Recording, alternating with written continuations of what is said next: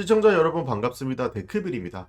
저는 예전부터 다양한 온라인 게임을 시청자분들과 함께 플레이하는 것을 주 콘텐츠로 라이브 방송을 진행했었는데요. 제가 플레이했던 게임을 서비스하는 게임사의 운영 미스나 늦은 대응으로 인한 잦은 운영 문제가 발생을 하였고, 그럴 때마다 다수의 시청자분들은 저에게 이런 문제가 자주 발생하는 이유나 바로 대응하지 못하는 개발사를 지적을 하면서 다양한 문제에 대해 문의하셨던 적이 있습니다.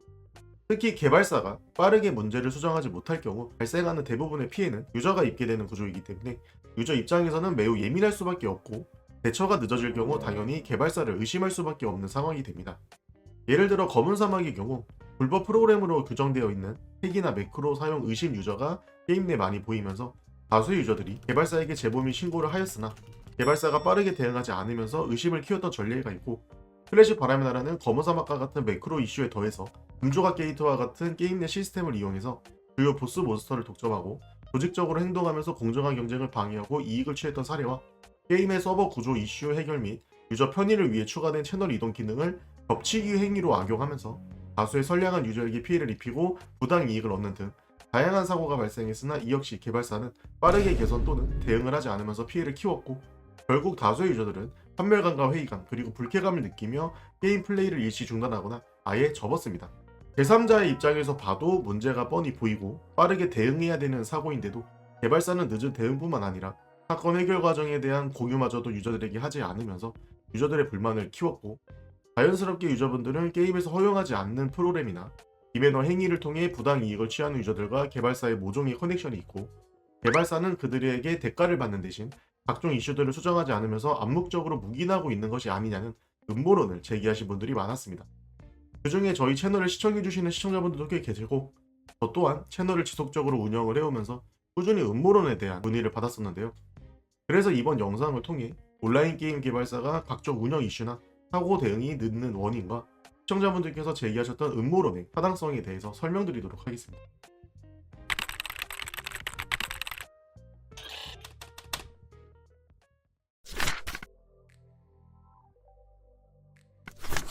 결론부터 말씀드리자면, 제기된 음모론의 내용은 정황상 의심을 할 수는 있지만 가능성은 매우 낮습니다. 일단 개발사 입장에서 생각을 해보면 여러 가치에 대해 이미 합리적이지 않고 작은 것을 탐하다가 큰 것을 잃는다는 소탐대실이라는 사자성어가 딱 적합할 것 같는데요. 해당 의혹에 대해 법적인 문제나 수익의 규모와 같은 이슈를 떠나서 개발사 입장에서 잃는 것이 너무 많습니다. 개발사가 영세한 개인 사업자나 설립된 지 얼마 되지 않은 소규모 법인이거나 설립 목적부터 부당한 이익을 취하기 위한 경우라면 그나마 이런 작은 유혹에 빠질 가능성이 존재하겠지만, 음모론이 성립되려면 일단 개발사가 온라인 게임을 개발 후 출시까지 해야 됩니다. 문제는 온라인 게임의 개발은 일반적인 인디 또는 싱글 게임이나 한정된 범위에서의 멀티플레이 게임에 대한 개발 비용과는 차원이 다르다는 것에 있습니다. 게임 자체의 기술적인 요구사항이 높기 때문에 온라인 게임 개발이 가능한 경험과 실력을 가진 우수한 인력이 많이 필요하고, 다양한 유저를 대상으로 개발되기 때문에 콘텐츠의 규모나 범위 그리고 스케일도 커야 합니다. 즉 서비스를 진행하는 단계까지의 개발 비용이 매우 많이 투자되어야 하며, 서비스 이후에도 추가적인 개발과 운영을 통해 지속적으로 수익을 창출하는 것이 온라인 게임의 주요 수익 모델이기 때문에 지속적인 투자와 인력과 시간이 필요해집니다. 그렇기 때문에 개발사 입장에서 개발하는 데 들어간 비용 자체가 이미 매우 크고, 게임 내 불법 또는 범죄 행위로 벌어들이는 수익을 크게 상회할 가능성이 높습니다. 그리고 대부분의 개발사는 한 개의 게임만 개발 및 서비스를 하는 것이 아니라, 개발한 게임이 출시된 후 어느 정도 서비스가 안정기에 들어가면 그동안 발생한 수익으로 다른 게임을 개발하는 형태로 회사 규모를 키우게 되고, 더 많은 잠재적인 고객을 확보하기 위한 노력을 하게 됩니다. 이 과정에서 개발사가 기존에 서비스했던 게임의 고객 대응 과정이나 서비스 품질, 도덕성 등 여러 이력이 신뢰로 이어지게 되고, 개발사는 유저에게 충분한 신뢰를 주고 선택을 받아야 더 많은 고객을 확보하고 다수의 게임의 서비스를 안정적으로 유지할 수 있습니다. 즉 음모론에서 언급된 부당거래의 수익이 만약 게임의 개발 및 서비스 비용을 크게 상회한다고 하더라도, 개발사는 이미 다른 게임 서비스를 진행하고 있거나 앞으로 추가적으로 다양한 게임을 개발한 후 서비스를 하는 것이 보편적이기 때문에 유저의 신뢰를 잃을 만한 행위나 거래를 하는 것 자체가 이미 타당성도 없고 합리적이지도 않습니다. 무엇보다 제보받은 대부분의 게임의 개발사는 영세한 법인이 아닌 중견 또는 대기업에 분류되는 규모가 큰 회사입니다.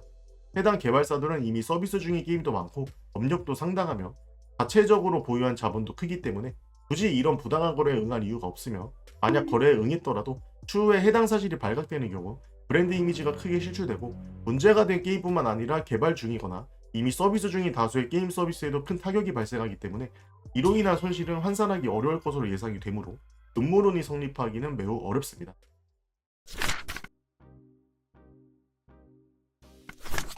이 부분에 대해서는 무조건 가능성이 없다라고 할 수는 없습니다. 실제 사례도 존재하고 개발사 입장에서 규모가 클수록 구성원 하나하나 부정행위를 감시하는 것은 업무 프로세스상 어렵습니다. 물론 여러 부정행위를 막기 위해 사내 직원 교육, 라이브 서버 내부 모니터링 시스템 구축, 아이템 생성과 같은 어뷰징 또는 부정행위 연루가 가능한 기능에 대한 감시 로그 시스템 도입 등 기본적인 노력은 하지만 해당 시스템들이 모두 동작한다고 해도 확실하게 예방하려면 결국 감사 인원이 상시로 모니터링을 해야 되는데 이 또한 비용이 적지 않을 뿐더러 확실한 가이드라인을 세우는 것도 쉽지가 않습니다. 다만 최근에는 운영적 문제가 게임 서비스에 큰 타격을 주는 사례가 많이 발생하면서 사고 예방 및 방지와 빠른 대응의 필요성이 커진 것을 체감하는 개발사가 많아졌고 개발사 내부적인 업무 프로세스에 변화를 주는 움직임이 업계 내에서 자주 포착되고 있기 때문에 앞으로 지금보다 많은 개선이 있을 것으로 예상된다고 말씀드릴 수 있을 것 같습니다.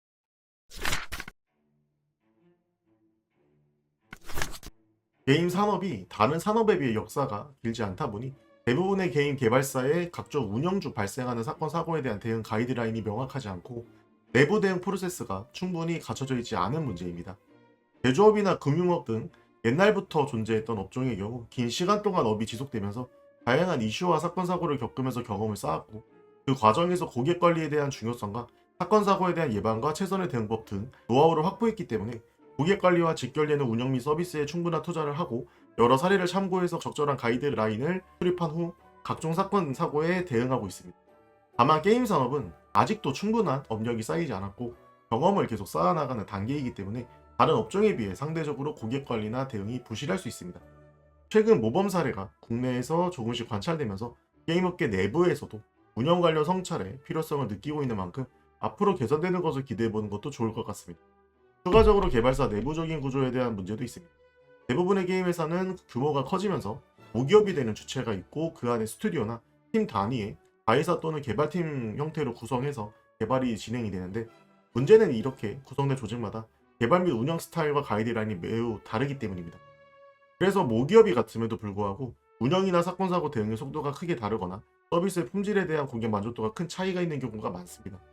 결국 개발사 내부적인 운영 프로세스를 고객 친화적으로 변경할 필요가 있고 고객 대응의 중요성을 지금보다 더 정확히 인지한 후 운영에 대한 충분한 투자를 하는 것이 고객과의 신뢰를 확보하고 각종 음모론이 제기되지 않도록 하는 가장 이상적인 방법이라고 할 수 있습니다.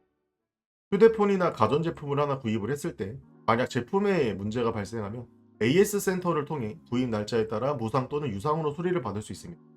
이건 제품을 판매하는 회사가 친절하거나 잘한다고 평가하기보다는 당연한 것이 맞는데요. 하지만 게임을 즐기면서 우리는 이런 기본적인 서비스조차 제대로 받아봤던 기억이 거의 없습니다.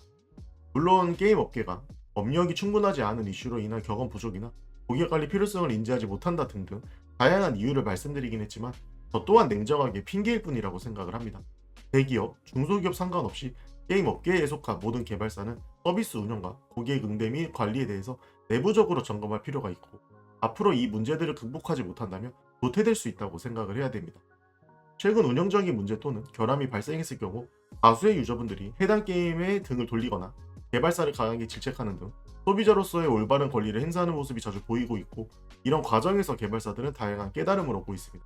이런 과정이 앞으로 지속된다면 분명 더 나은 서비스를 받고 이 서비스를 당연하게 생각하는 날이 오지 않을까 합니다. 시청해주셔서 감사드립니다.